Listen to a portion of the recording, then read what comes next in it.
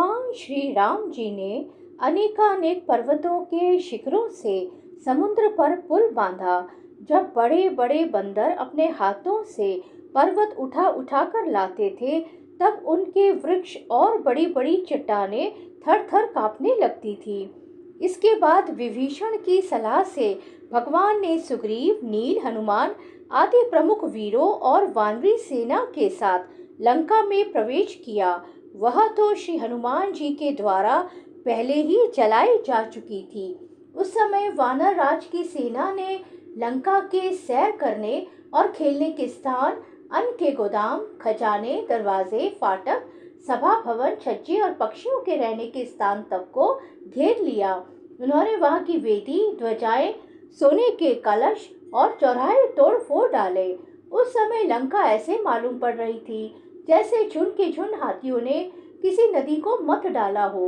यह देखकर राक्षस राज रावण ने निकुंभ, कुंभ, द्रुमाक्ष, दुर्मुख, सुरांतक, नरांतक, प्रहस्त, अतिकाय, विकंपन आदि अपने सब अनुचरों, पुत्र मेघनाद और अंत में भाई कुंभकर्ण को भी युद्ध करने के लिए भेजा।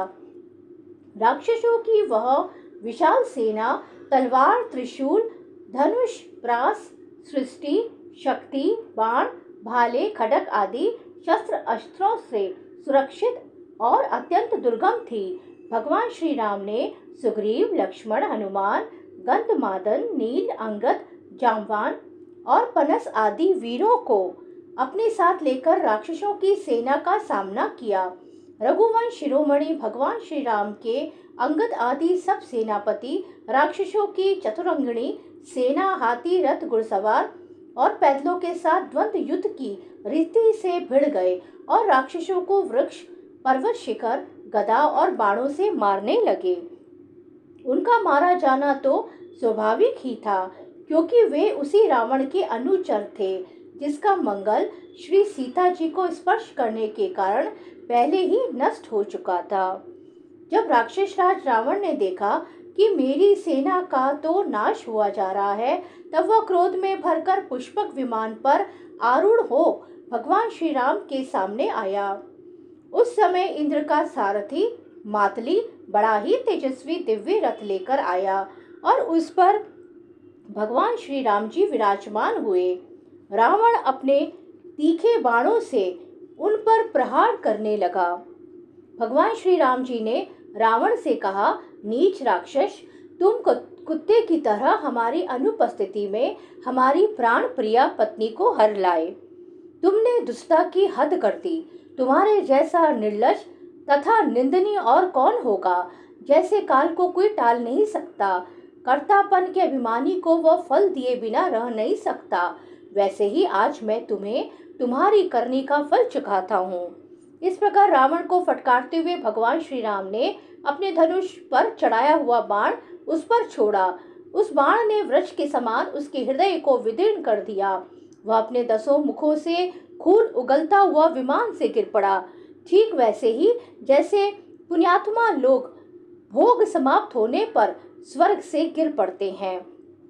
उस समय उसके पुरजन परिजन हाय हाय करके चिल्लाने लगे।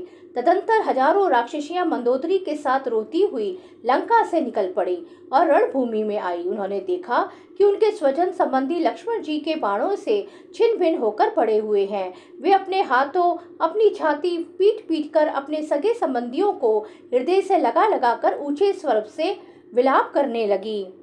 हाय हाय स्वामी, आज हम सब बेमौत मारी गई। एक दिन वह था जब आपके भय से समस्त लोकों में त्राही त्राही मच जाती थी। आज वह दिन आ पहुंचा कि आपके न रहने से हमारे शत्रु लंका की दुर्दशा कर रहे हैं और यह प्रश्न उठ रहा है कि अब लंका किसके अधीन रहेगी। आप सब प्रकार से संपन्न थे, किसी भी बात की कमी न थी, परंतु आप काम के वश हो गए और यह नहीं सोचा कि सीता जी कितनी तेजस्विनी है और उनका कितना प्रभाव है। आपकी यही भूल आपकी इस दुर्दशा का कारण बन गई। कभी आपके कर्मों से हम सब और समस्त राक्षस वंश आनंदित होता था और आज हम सब तथा यह सारी लंका नगरी विधवा हो गई। आपका वह शरीर जिसके लिए आपने सब कुछ कर डाला, आज गिद्धों का आहार बन रहा है। और अपने आत्मा को आपने नरक का अधिकारी बना डाला। यह सब आपकी ही नासमझी और कामुकता का फल है। श्री सुखदेव जी कहते हैं, परीक्षित, कौशलाधीश भगवान श्री रामचंद्र जी की आज्ञा से विभीषण ने अपने स्वजन संबंधियों का पितृयज्ञ की विधि से शास्त्र के अनुसार अंत्येष्टि कर्म किया।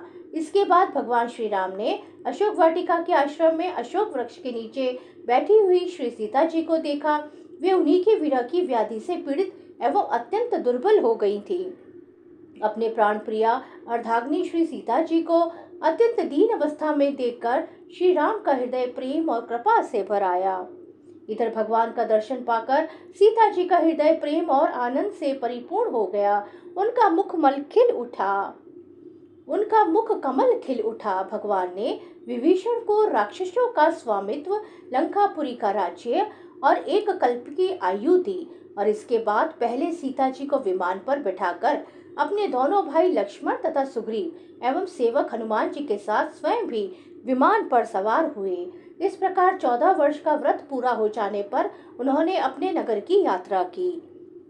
उस समय मार्ग में ब्रह्मा आदि लोकपाल गण उन पर बड़े प्रेम से पुष्पों की वर्षा कर रहे थे।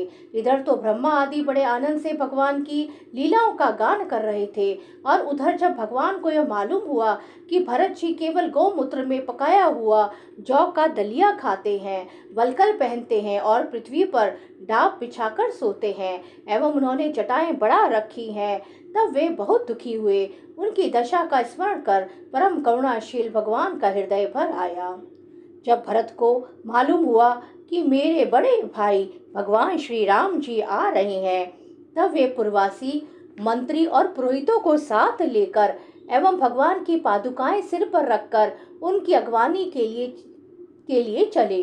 जब भरत जी अपने रहने के स्थान नंदीग्राम से चले, तब लोग उनके साथ साथ मंगल गान करते, बाजे बजाते चलने लगे। वेदवादी ब्राह्मण बार बार वेद मंत्रों का उच्चारण करने लगे और उसकी ध्वनि चारों ओर गूंजने लगी। सुनहरी कामदार पताकाएं फहराने लगी।